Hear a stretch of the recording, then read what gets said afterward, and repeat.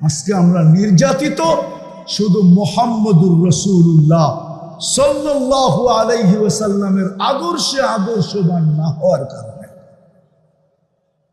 আমি তো বলি যদি শুধু একটা আদর্শবান হইতো উম্মত, একটা আদর্শ, যদি উম্মত 5 ওয়াক্ত নামাজও পড়তো, আর কিছু করুক আর না করুক, 5 ওয়াক্ত নামাজও যদি 100% পড়তো, তাইলেও মনে হয় এক নামাজের দ্বারাই যথেষ্ট হয়ে যেত। উম্মতের উপরে কেউ আঙ্গুল উঠানোর ক্ষমতা হইতো না। একদিকে আঙ্গুল উঠাইতে দেরি, আল্লাহ নাইমা আসতে দেরি করতো না।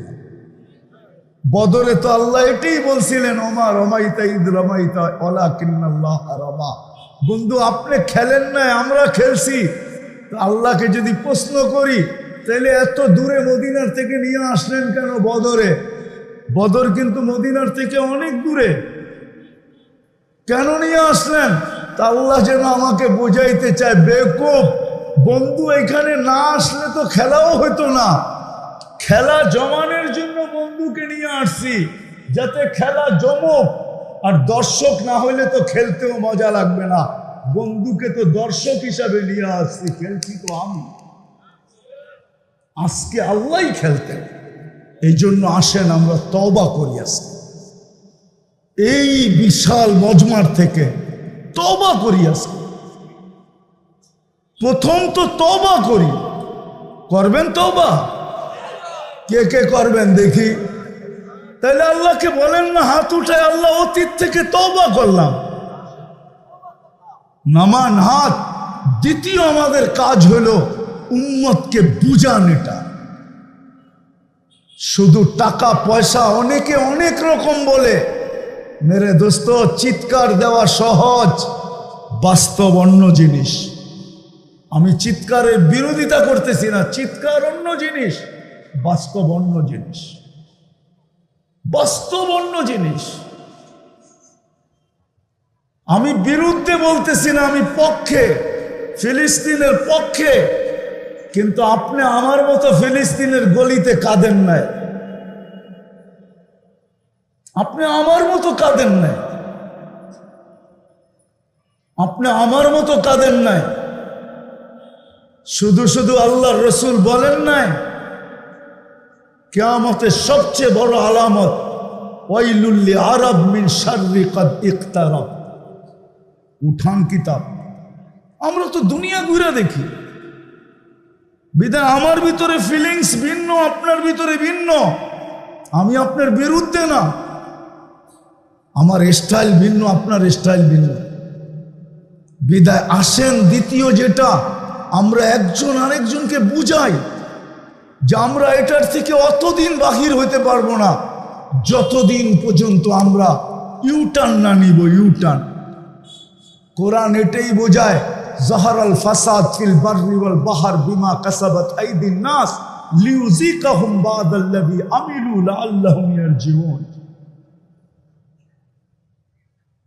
আজকে রাস্তা একটাই খোলা, ইউটার্ন নেওয়া, আল্লাহর রসুলের আদর্শকে দিকে ফিরে আসা। একজন আরেকজনকে বুঝান যে যতদিন পর্যন্ত না ফিরব, ব্যাপার কঠিন থেকে কঠিন হইতে থাকবে। দ্বিতীয়, আল্লাহ এটাই চান, নাহলে হাদিসে কুদসিতে কেন বলবে ইনতাবু ফাআনা হাবিবুহুম। তওবা করতে দেরি, ইউটার্ন নিতে দেরি, আমাকে বন্ধু হিসাবে পাইতে দেরি হবে না। বিদায় শেষ কথা, আসেন তওবা তো করলাম, আমরা মিশন মানাই এটাকে, যে আমরা যাকেই দেখবো আল্লাহ রসুলের আদর্শের খেলাফ চলে, কর্কশ বাসায় না, ওরে পায়ে দইরা বুঝান, পায়ে দইরা। এই উম্মত বড় দামি উম্মত। কোরআন ইঙ্গিত দেয় এদিকে, সুহাদা আলান নাস। কিয়ামতের দিন এই উম্মতকে আল্লাহ নিজের পক্ষে, নিজের পাশে আল্লাহ দাঁড় করাবে।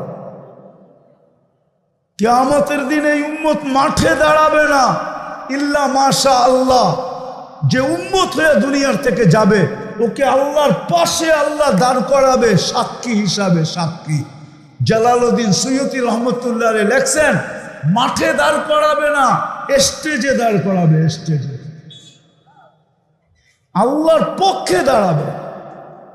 কেউ আল্লাহর উপরে, নূহ আলাইহিস সালামের উম্মত আঙ্গুল উঠাবে আল্লাহর উপরে, জবাব তো আল্লাহ দিবে না। কেননা এক জায়গায় কিতাবে লেখা পাইছি, মান কাল্লামাহুল্লাহু লাম ইউআযিব, যার সাথে আল্লাহ কথা বলবে তাকে শাস্তি দিবে না। এই জন্য আল্লাহ ডাইরেক্ট জবাব দিবে না, আল্লাহ আমাদের দিকে তাকাবে, আমরা জবাব দিব নূহ আলাইহিস সালামের কওমকে। আমাদের প্রত্যেকে ওই দিন সূরা নূহ পারবে, আমরা জবাব দিব, আমরা ওদেরকে মিথ্যাবাদী প্রমাণ করব। ১৬ লক্ষর ভিতর থেকে যে আঙ্গুল উঠাবে, যার উম্মত আঙ্গুল উঠাবে আল্লাহর দিকে, আমরা প্রতিহত করব কিয়ামতের দিন।